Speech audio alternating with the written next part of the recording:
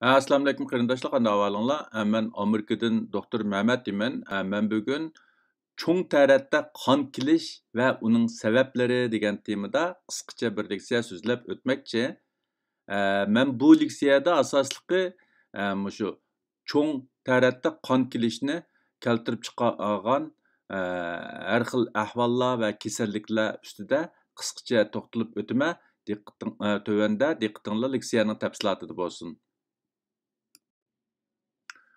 Cho'ng tarafda qon kelish degan vaqtida hazm qilish yo'lidagi ma'lum kasalliklar tufaylidan qizilöngach, oshqozon, uchay va cho'ng tarat yo'lidagi qonashdan kelib chiqqan qon aralash cho'ng taratni ko'zda tutadigan bo'lib, u qonigan o'rin va qonning miqdoriga asosan ba'zida qon aralash tarat bilan ifodalansa, yana ba'zida cho'ng taratdan burun yoki keyin qon tomchilash bilan ifodalanadi.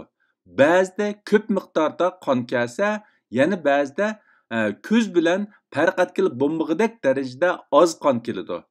Cho'ng taratdagi u qonning rangi ba'zida qoramtul rangda bo'lsa, ba'zida qiniq qizil rangda bo'ladi.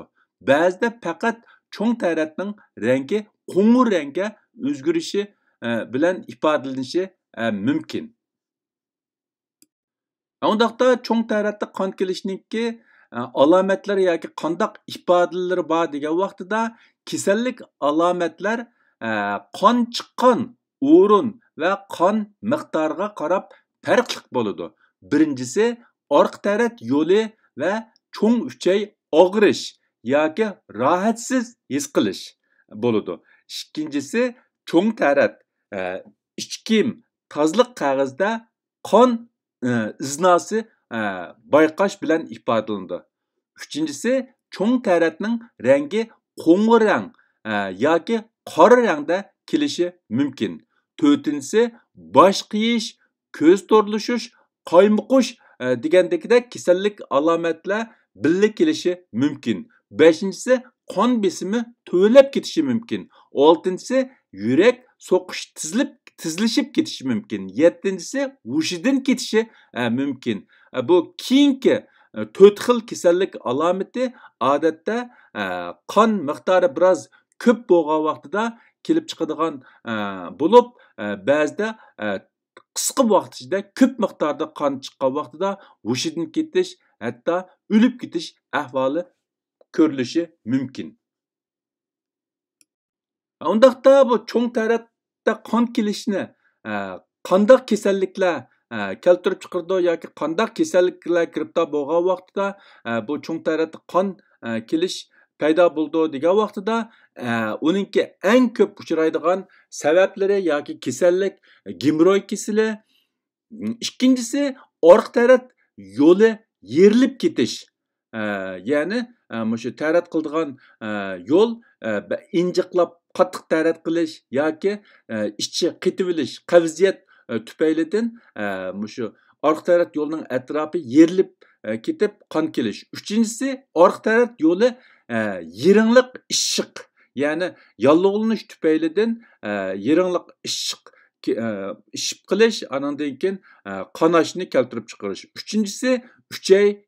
To'rtinchisi uchay yallig'i. Beshinchisi oshqozon yoki 12 barmoq uchay yarisi. Oltinchisi uchay munchoqsimon o'smisi. Yettinchisi cho'ng uchay raki. Sakkizinchisi jigar qetibelish yoki jigar raki.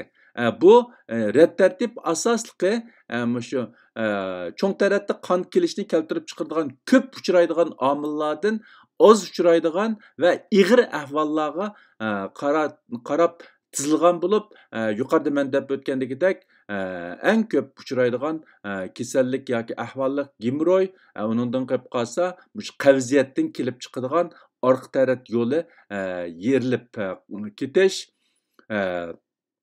ko'rayotganinglardek jigar qetibelish yoki jigar rakidan kelib chiqqan shu oshqozon uchay yo'lidagi qanash nisbatan biroz ig'ir qanashni keltirib chiqaradigan bo'lib, bu odatda bek ko'p uchirmaydi, lekin bu ahvol yuz bergan amon kasalda ig'ir ahvol ko'riladigan bo'lib, bu jiddiy qutqizishga berish zarur bo'ladi. Shunlashqa bularning hammasini bizningki diqqat qilishimizga tegishli bir masala sifatida men ko'pchilik bilan o'rtoqlashdim. Undaqda bu cho'ng tarafdan qon kelishni qandaq bir taraf qilish kerak yoki shundoq bir ahvolga yo'liqqan vaqtida, shundoq bir ahvol duch kelgan vaqtida biz uni qandaq muomala qilishimiz kerak degan vaqtida birinchisi oldi bilan qonning miqdori, qonning rangi va ergashma kasallik alomatlariga diqqat qilish. Agar qon miqdori oz, rangi sap qizil, birla vaqtda og'riq bo'lsa bək ciddiləşib ketməslik kerak. Çünki o xil ahvalni asasən şu arqa tərəf yolu ətrafında qanaşdan kelib chiqqan boludu.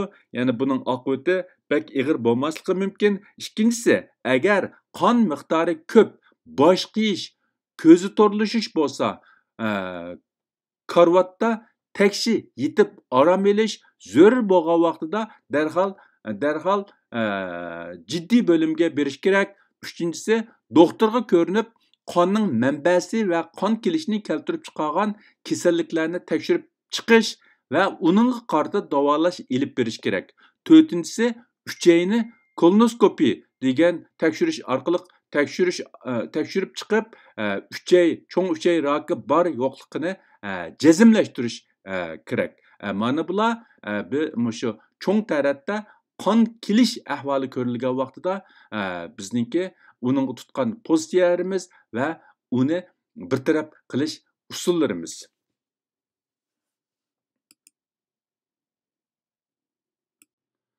Bugungi bu cho'ng tarafda qon kelishning sabablari va uni bartaraf qilish degan temadagi qisqa leksiyani musha to'xtatmoqchi.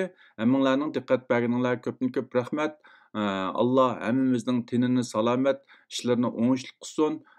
Ko'rishishcha omon bo'linglar. Xayr xo'sh. Allohga omonat.